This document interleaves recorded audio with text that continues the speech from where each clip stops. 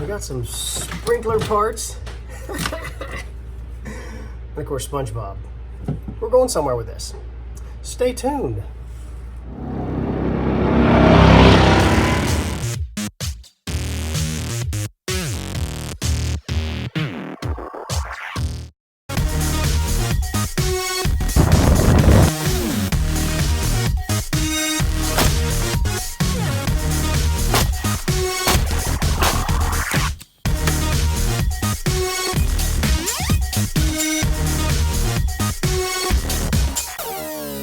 Okay, this is an unintended three-part series. I didn't know I was going to make a series. I've got a video called Broadhead Penetration Basics where I talk about how a broadhead penetrates just the thoracic wall on an animal, gets through the rib cage, and then between the ribs is where the killing happens. I'm going to explain what happens between the ribs now. It wasn't intended, but it is now. And then I've got another one called Heavy Arrows Aren't Magic, which has stirred the pot. So you gotta watch my comments on the YouTube channel, and when there's a lot of randomness, it's either, yeah, man, you're awesome, or you're the idiot. That's the one where you're touching a nerve, and I gotta do some cleanup on this one. So those cards are gonna pop up. So go review those if this is the first time you've seen this video. If you've seen those, that's cool. You can click on them anyway just to run the likes up or whatever. Fan in the background, 900 degrees, it's Texas, summertime. So I have some basic stuff here. This is my sprinkler parts I'm going to use to demonstrate. And then, first thing, why are we using a SpongeBob? Well, we know SpongeBob appears in a lot of my videos. That poor guy's been shot with a 7.62 by 39 about 10 times, and he's still, look at, he's still smiling. He's doing good. So that's awesome. In Broadhead Penetration Basics, I made the error of saying the liver is not a very vascular organ. And I'm going to address that right now, and then I'll describe what I meant. So a liver shot, I was saying that if you're going to shoot a mechanical broadhead, they exceed in soft tissue and light bones. There's no doubt. The highest potential for penetration is in jello. The middle of a deer or your target animals is jello. It's very soft and not as vascular as the front end. Hang in there before you pull your damn hair out. Easy. SpongeBob's, Nerfs, Nerf footballs, those kind of things, they're very consistent mediums, okay? So if you choose to shoot through the liver of a deer because you're worried about your broadhead penetration effectiveness, then shoot them in the middle and creep back behind the crease because you know your mechanicals aren't going to work as good going forward, where you hit the bones and they bounce off and you get that much penetration, which somehow is now acceptable. That organ is a very consistent organ. It's extremely vascular, okay? I'm going to show you what I mean by vascularity and misspoke, okay? I had one joker on one of the message boards say, brother, if you hit the hepatic artery, they go down like a rock. You're a better shot than I am if you're aiming at the hepatic artery. That's not what the person meant. I was describing the fact that the animals are always moving. They haven't stopped moving. Every video I've got, they're always moving, and that your shot placement is relatively random because the animals aren't trying to die. And that if you were to nick the hepatic artery, absolutely. You hit the abdominal aorta. You see a lot of this on pigs. You see a lot of these high shots kind of in the middle. The animal drops right under the spine and blood just shoots out both sides. That is absolutely consistent. It's right out of the heart. I mean, yeah, it's the highest blood pressure you're going to get, and blood shoots out. People go, that's a great shot. It's just a very small target. So if you can hit the hepatic artery every time or cut the kidneys off, bro, you're better than I am. So get a 9-inch wide mechanical and go hepatic. What I meant by vascularity is there's a compounding effect inside the pulmonary system. So it's called a cardiopulmonary system. That's cardiac, heart, there's all the veins and arteries and everything. And then there's the pulmonary system, breathing, and they're two separate systems. However, when you shoot straight up the leg, lower 1/3 and try to take the top of the heart up, that should be your aiming point, okay? And let it eat. Animals do what the animals do.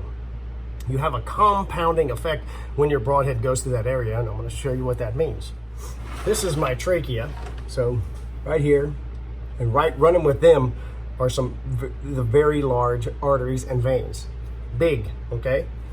It goes down and it bifurcates right here, and there's 2 lungs. Everybody says, well, you pop both lungs and they're done. Absolutely.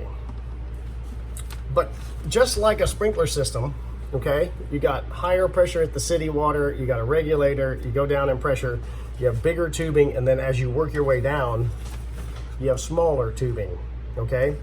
When you're broadhead, the lungs on a deer are sitting like this. Trachea bifurcates, this is the airway system, and then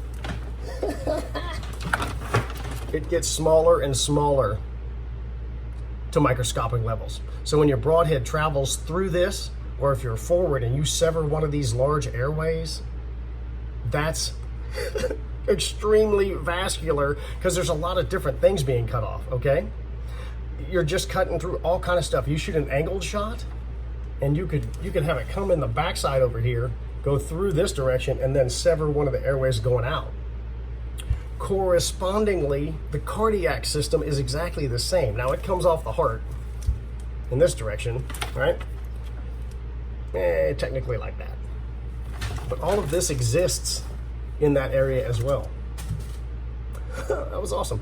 So you get a compounding effect, a vascular compounding effect, when you shoot through all of this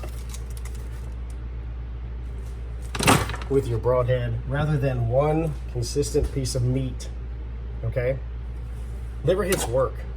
I don't want to hear about that, but this is why you need to be down and forward, because it has a higher potential to sever multiple airways and multiple cardiac function, arteries, veins, doesn't matter.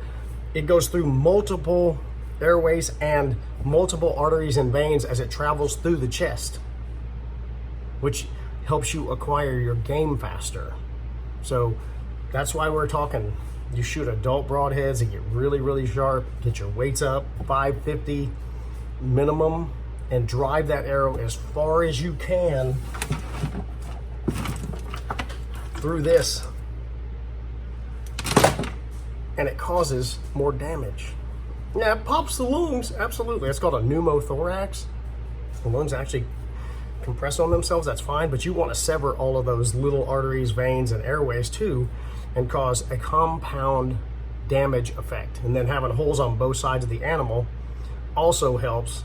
Obviously that's a blood trail thing, and most people talk about that, but it also lets the exterior air, when they inhale, the air is 14.7 psi at sea level, and they inhale and it actually goes in the holes and slams their lungs shut. Air goes out their nose. That's why you see these, sometimes you see these nosebleeds. That is that airway, that is that air traveling backwards, okay? Some of that is cardiac function. There's some other things going on there, but as a general rule, when you see these blown out blood trails, that's it.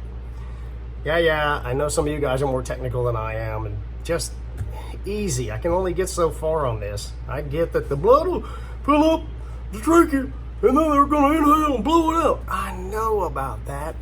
It just gotta stay simple here. So that's what I mean by vascularity, and that's how your broadheads actually work. When you shoot forward and down, your perfect shot would be to always take the top of the heart off. That's your goal, okay? Should they move around, you still have all of that stuff in the lungs for the broadhead to travel through. And then of course, tree stand shots, you're actually going downhill, so that's gonna make a longer wound. Quartering in shots make a longer wound, and it severs more and more and more and more and more, and just keeps compounding. And that's why we see when you shoot, real broadheads, and they blow right through, and you'll see the animal just kind of run away, boop, they go down. And that is the goal every time. A complete pass through and 40 yards and down. That should be your goal. So that is a little bit on how broadheads actually kill stuff in a simple world with plumbing material. Hey, this is the Ranch Fairy. Subscribe to the channel, hit like, do all that internet stuff. There'll be more stuff like this. As I said earlier in a couple of my videos, I'm going on a little bit more functional path, as you can see here, to help people and fill some holes I see in the industry. Nobody's talking about this kind of stuff. And it's vital. It's just a basic understanding of why you're doing what you're doing and why you need to consider building an arrow that'll blow straight through a lot of different stuff and get your critter. Heaven forbid, there's a lot of you guys out there, you put in the draws, you get 1 elk tag. Some of you guys get 1 deer tag a year. We're in Texas, your license allows you to kill 5. And if you have MLD permits, I think ours this year, I have to kill 22 does and 7 bucks. That's what the biologists recommend. So I don't have a lot of problem shooting at deer.